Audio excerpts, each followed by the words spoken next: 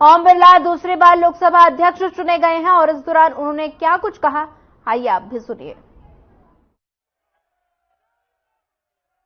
माननीय सदस्यगण, ये सदन 1975 में देश में आपातकाल इमरजेंसी लगाने के निर्णय की कड़े शब्दों में निंदा करता है। इसके साथ ही हम उन सभी लोगों की संकल्प शक्ति की सराहना करते हैं जिन्होंने इमरजेंसी का विरोध किया, अभूतपूर्व संघर्ष किया और भारत के लोकतंत्र की रक्षा का दायित्व निभाया। भारत के इतिहास में 25 जून 1975 के उस दिन को हम हमेशा काले अध्याय के रूप में जाना जाएगा। इस दिन तत्कालीन प्रधानमंत्री श्रीमती इंदिरा गांधी ने देश में इमरजेंसी लगाई और बाबा साहब अंबेडकर द्वारा निर्मित संविधान पर प्रचंड प्रहार किया था। भारत की पहचान पूरी दुनिया में लोकतंत्र की जननी के तौर पर है। भारत में हमेशा लोकतांत्रिक मूल्यों और वाद संवाद का समर्थन हुआ, हमेशा लोकतांत्रिक मूल्यों की सुरक्षा की, उन्हें हमेशा प्रोत्साहित किया गया।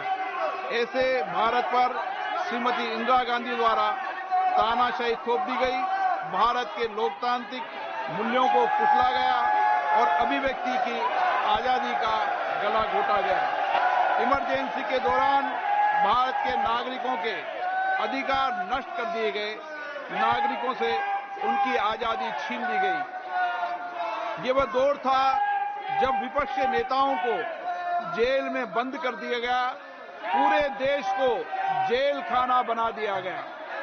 तब की तानाशाही सरकार ने मीडिया पर अनेक पाबंदियां लगा दी गई थी, न्यायपालिका की स्वतंत्रता पर अंकुश लगा दिया गया था। इमरजेंसी का वह समय हमारे देश के इतिहास में अन्याय काल का कई ऐसे निर्णय किए जिन्होंने हमारे संविधान की भावनाओं को कुचलने का काम किया। क्रूर और निर्दयी maintenance of internal security act Misa में बदलाव करके कांग्रेस पार्टी ये सुनिश्चित किया कि हमारी अदालतें मीसा के तहत गिरफ्तार लोगों को न्याय नहीं दे पाए। मीडिया को सच लिखने से रोकने के लिए parliament president production of publication repeal act, press council repeal act और prevention of publication of objectional matter act लाए गए। इस कालखंड में संविधान में 38वां, 89वां, 40वां, 41वां, 42वां संविधान संशोधन किया गया। कांग्रेस सरकार द्वारा किए गए संशोधन का लक्ष्य था सारी शक्तियां एक व्यक्ति के पास आ जाए, न्यायपालिका पर नियंत्रण हो, संविधान के मूल सिद्धांत खत्म किए जा सके। ऐसा करके नागरिकों के अधिकारों का दमन किया गया और लोकतंत्र के सिद्धांतों पर आघात किया। इतना ही नहीं, तत्कालीन प्रधानमंत्री श्री इंदिरा गांधी ने कमिटेड ब्यूरोक्रेसी और कमिटेड जुडिशरी की बात कही, जो उनकी लोकतंत्र विरोधी रवैये का एक उदाहरण है।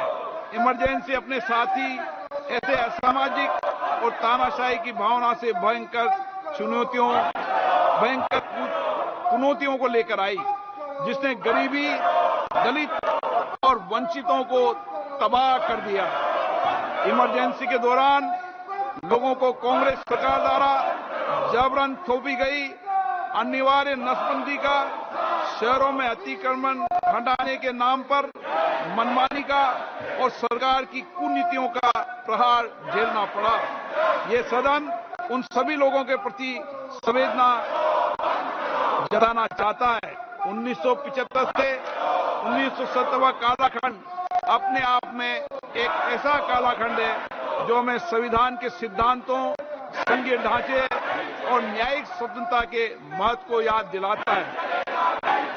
ये कालखंड हमें याद दिलाता है कैसे उस समय हम सभी पर हमला किया गया, क्योंकि जिनकी रक्षा आवश्यक है। ऐसे समय में जब आपातकालीन इमरजेंसी के 50वें वर्ष में हम प्रवेश कर रहे हैं। ये 18वीं लोकसभा बाबा साहब अंबेडकर द्वारा निर्मित संविधान को बनाए रखने, इसकी रक्षा करने और इसे सुरक्षित रखने की अपनी प्रतिबद्धता को दोहराती है। हम भारत में लोकतंत्र के सिद्धांत, देश में कानून का शासन और शक्तियों का विकेंद्रीकरण अक्षुण्ण रखने के लिए प्रतिबद्ध है।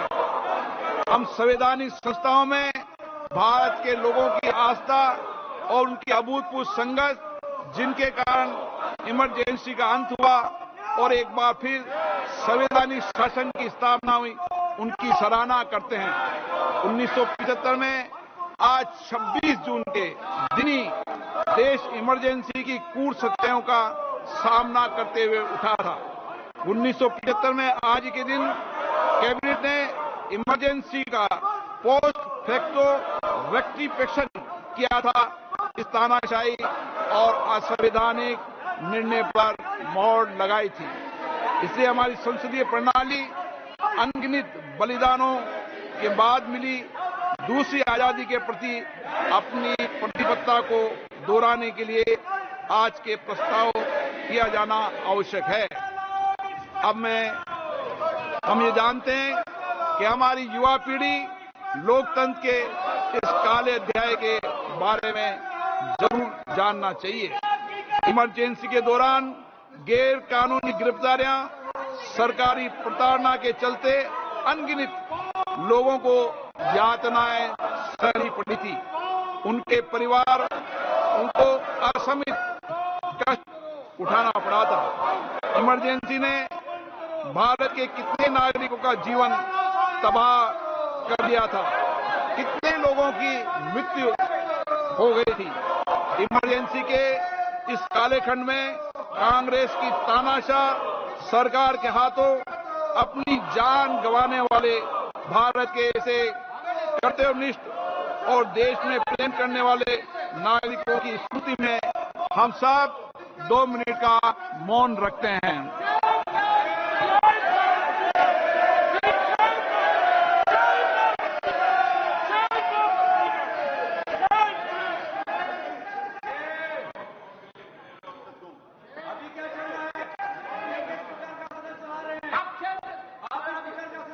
ओम शांति।